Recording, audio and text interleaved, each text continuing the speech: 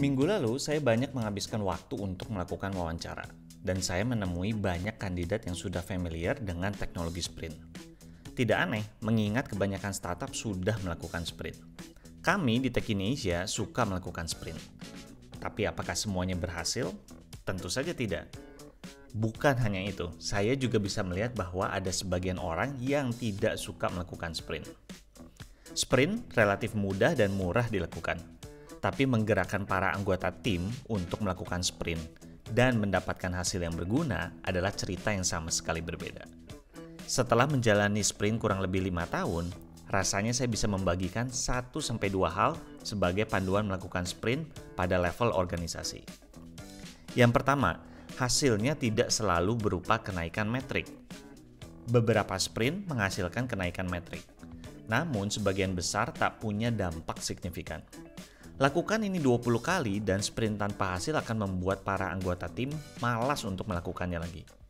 Tugas kamu di akhir sprint adalah mengulas kembali apa yang terjadi serta mencari tahu informasi apa yang didapatkan.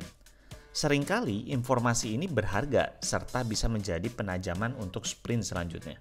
Katakanlah sebuah sprint dirancang untuk menaikkan jumlah pembeli lewat aplikasi mobile.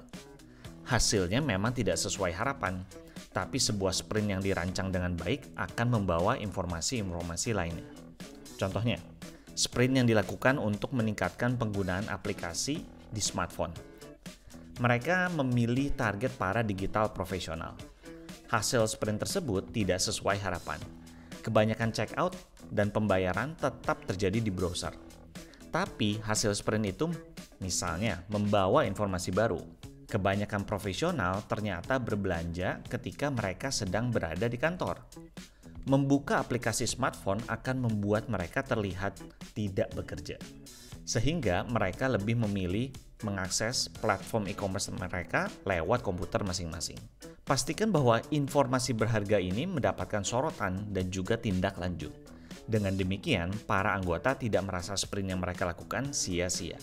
Tetapkan sebuah ekspektasi yang benar sejak awal bahwa tujuan akhir dari sprint adalah peningkatan metrik ataupun pemecahan masalah lainnya. Namun, dalam prosesnya kita akan membutuhkan informasi-informasi yang mungkin hanya bisa diperoleh dari sprint yang gagal. Yang kedua adalah oper tongkat estafetnya secara halus. Bayangkan kamu datang ke sebuah pementasan drama. Kamu duduk di kursi penonton dan mengikuti rangkaian kisah di panggung. Tiba-tiba di pertengahan babak, sang aktor utama melihat ke arah kamu dan berkata, "Silakan lanjutkan." Diikuti dengan lampu sorot yang bersinar terang ke arah kamu. Kebanyakan orang akan duduk mematung tanpa tahu harus bereaksi seperti apa. Saya ingin setiap anggota tim memahami dan melakukan sprint yang efektif. Namun, cara saya dulu melakukannya adalah dengan menjelaskan apa itu sprint dan langsung berkata, "Ya, minggu depan coba pikirkan satu sprint dan jalankan itu." Pada dasarnya, mengarahkan lampu sorot yang besar ke wajah mereka. Mereka bukan saja kebingungan, tapi sprint dadakan ini juga biasanya lemah dan tidak berkontribusi ke tujuan besarnya. Apa yang kamu inginkan adalah menyerahkan tongkat estafetnya secara halus. Hal ini bisa dilakukan dengan cara menempatkan para anggota tim sebagai eksekutor dalam sebuah sprint yang kamu rancang untuk membiasakan diri mereka. Kamu kemudian bisa melakukan sprint selanjutnya dengan melibatkan mereka lebih dalam lagi. Daripada menodong anggota tim dengan jawaban yang mereka harus datangkan lewat sprint, uraikan permasalahannya, potong-potong jadi bagian yang mereka bisa cerna, serta dorong ide-ide mereka dalam pemecahan spesifik tersebut.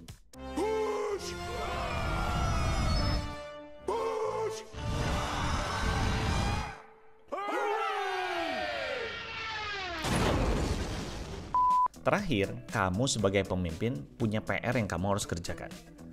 Saat para anggota tim kamu sedang merayakan keberhasilan sebuah sprint, kamu biasanya akan duduk di sudut ruangan dengan raut wajah penuh keraguan sambil mencari-cari kesalahan.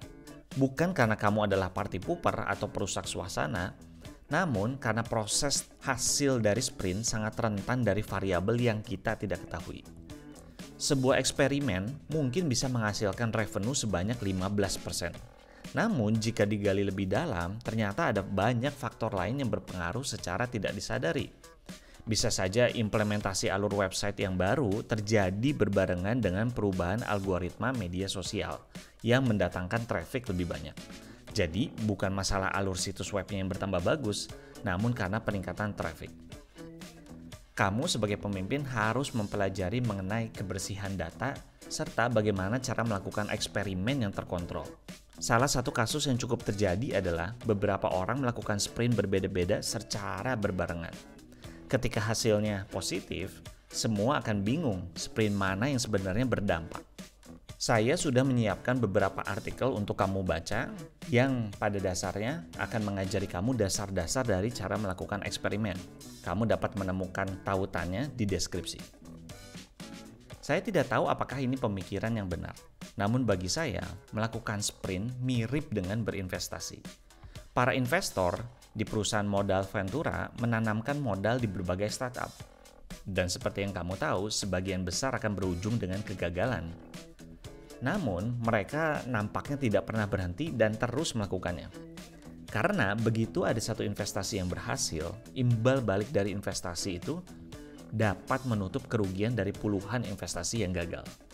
Sprint mungkin seperti itu.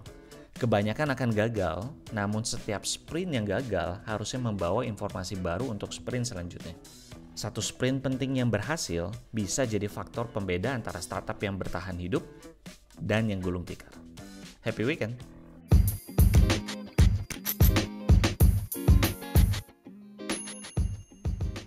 Terima kasih telah mendengarkan podcast Weekend Produktif dari Techinesia Indonesia.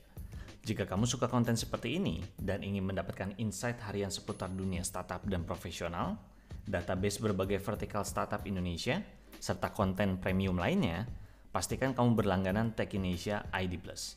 Cek deskripsi untuk lengkapnya. Saya Henry Salim, CEO Techinesia Indonesia, pamit undur diri.